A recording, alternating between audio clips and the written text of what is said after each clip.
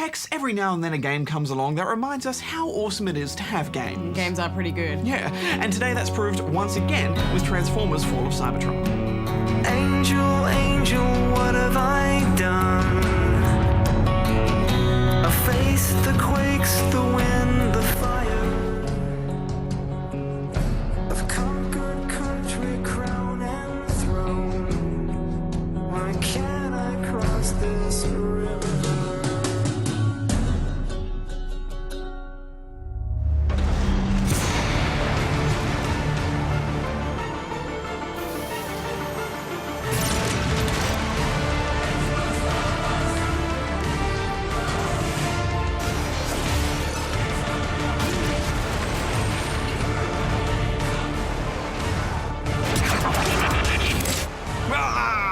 Oh, Hex, I never thought Transformers would get the game they truly deserve. And War for Cybertron was pretty close, but developer High Moon Studios have outdone themselves here.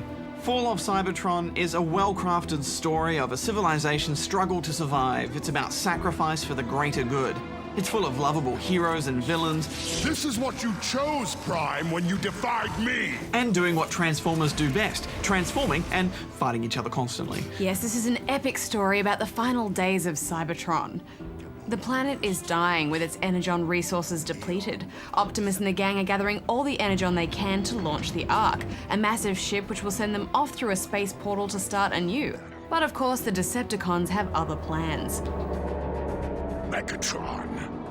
The game begins in the exciting final moments of the story, then takes you back a few days to play out the events leading up to that epic conclusion. And this technique works really well because if after finishing the game you go back and replay the start, you'll begin to see how it all really ties together. Yeah, they nailed that pacing in the campaign too, didn't they? After the prologue, you do the Autobot tour as Optimus Prime, who was voiced wonderfully by Peter Cullen as usual. Ratchet, how can I help? This meet and greet gets you straight into the nostalgic mood and sparks all those forgotten childhood memories, and they all came flooding back, Hex, as I started talking to all the different Autobots around the place. Warpath, give me a status update.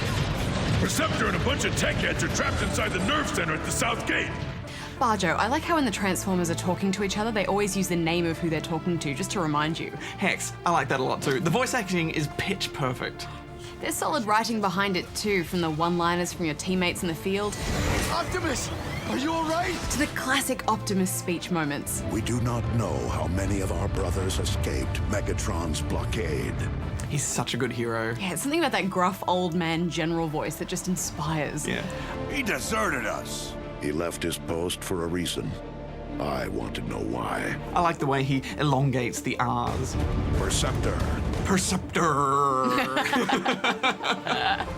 I'll handle it, Perceptor. There's a good sense of end of days as the Transformers tear each other and the world apart. I was really worried that another game set on Cybertron would start to get a bit tedious, but that wasn't the case at all. There's much more variation in the set pieces this time around. There's always fights in the distance, Transformers running about the place. It's a foreign-feeling world full of wonderful metallic backdrops and mechanical noises and movements. And it's quite beautiful at times too. Just as you start to get to grips with the controls and transforming, you meet Metroplex.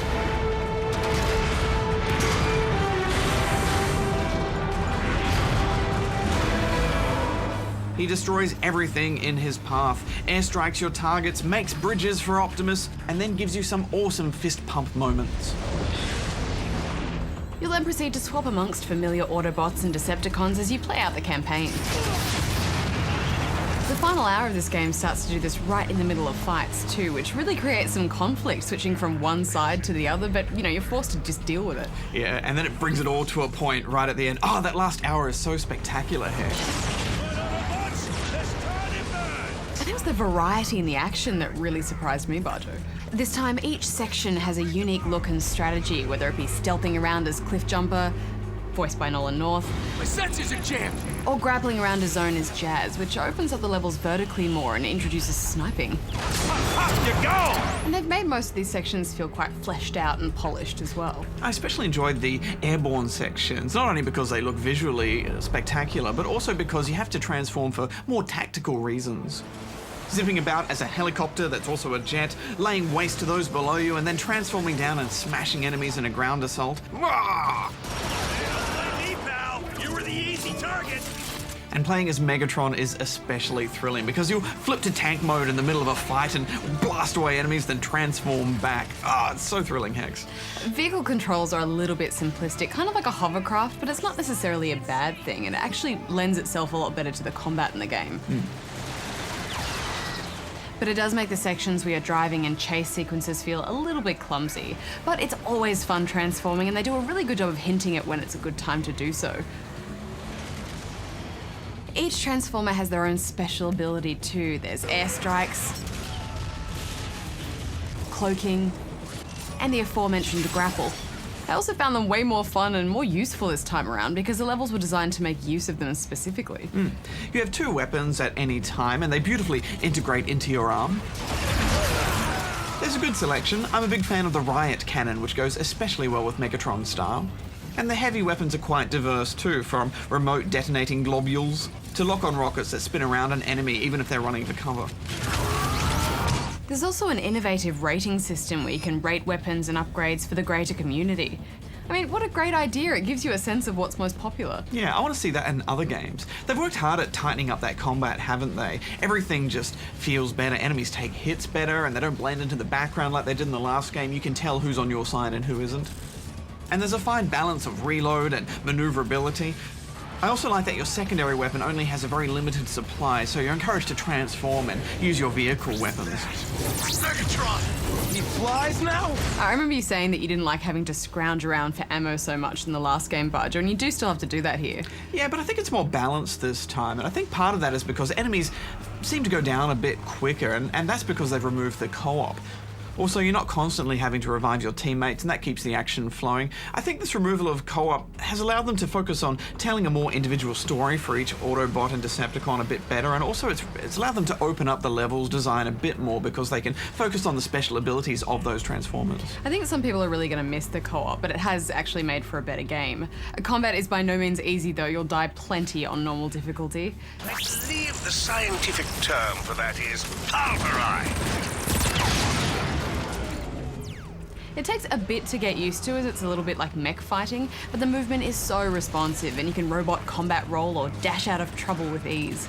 I like the enemy AI too. It's reactive and they run about and retreat and take cover and take pot shots.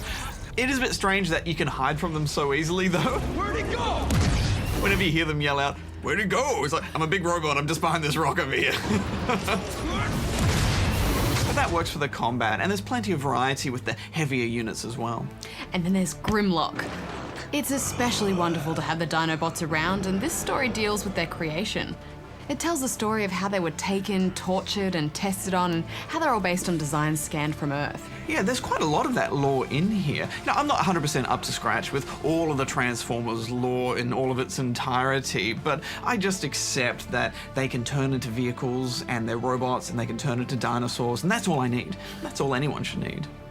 But they repeatedly make a point of mentioning Earth and addressing the design origins, which is great. Hex, I love the whole Grimlock section, but have to admit, playing as Grimlock wasn't as fun as I thought it would be. Yeah, he's pretty slow, and his dino fighting is a bit awkward. But you can't deny that you feel pretty tough as you whack enemies into the distance with your tail and eat them for health. It was a fun section.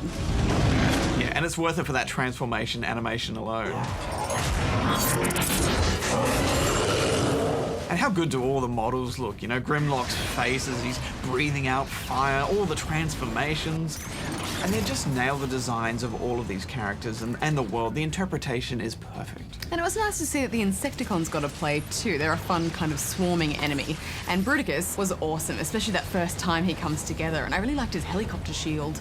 The campaign is about 7 to 8 hours, and it felt short to me, Hex, but I think that's just because I was having such a good time. And there are lots of those little moments in the cutscenes where you can do just a simple quick-time event, but it's an important moment or an emotional scene, so it lets you be involved in that. I love those. Well, I know you're looking at this through Transformer-coloured eyes. The optics.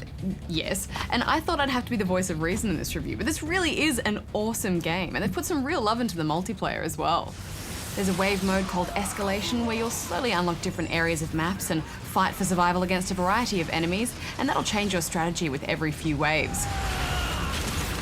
There's also a bunch of versus modes, and at the time of review we could only test our deathmatch and we weren't able to unlock very much at all. But it's also class-based with lots of abilities such as cloaking and healing. And there's plenty to customize. They have opened up the maps a little bit in multiplayer, I think, and the bigger ones are more fun, but I still would have liked a truly massive map to tear up. We played this on 360 and it runs quite smooth with some very nice transitions to cover loading and only a few frame flutters here and there. Oh, a bit softer on the frame rate issues this week, Barjo. Transformers is a complicated business. What I'm most excited about now is that the next Transformers game will likely be set on Earth and it will likely be next gen and hopefully it'll be in the 80s. The only thing that could have made this game better is if it played You've Got the Touch, you know, that song that played in that classic moment in that Optimus Prime fight scene in the 1986 Transformers movie. And then when the credits rolled... You got the touch. You got the power. You got the touch. In fact, many of the moments from that film are echoed within this game. Well, I think it's really clear that the developers just love Transformers and they really want to reignite that nostalgia in people. Yeah, I admit, Hex, towards the end I got a little emotional at one particular point. Did you cry in a Transformers game? Maybe a little bit. Just because they're robots from space doesn't mean I can't be invested in the characters and their stories and get emotional about it. Well, look, I think even if you're not a Transformers fan, you will love this game. But if you are, it's gonna blow your mind. So I'm giving it 8.5. For me, the most important thing is it hit the tone right, from the arguments between Megatron and Starscream. Funny, isn't it, Megatron? How easily I defeated the one adversary you couldn't. Silence! To those little wacky humor moments. Hey, I'd be angry too if Megatron made a fool of me. Not that you're a fool, of course. I'm the fool. And to have it all displayed so cinematically in modern gaming is just wonderful. So I'm giving this 9 out of 10 rubber chickens. I gave you an order, so... Ah! Oh no! I need...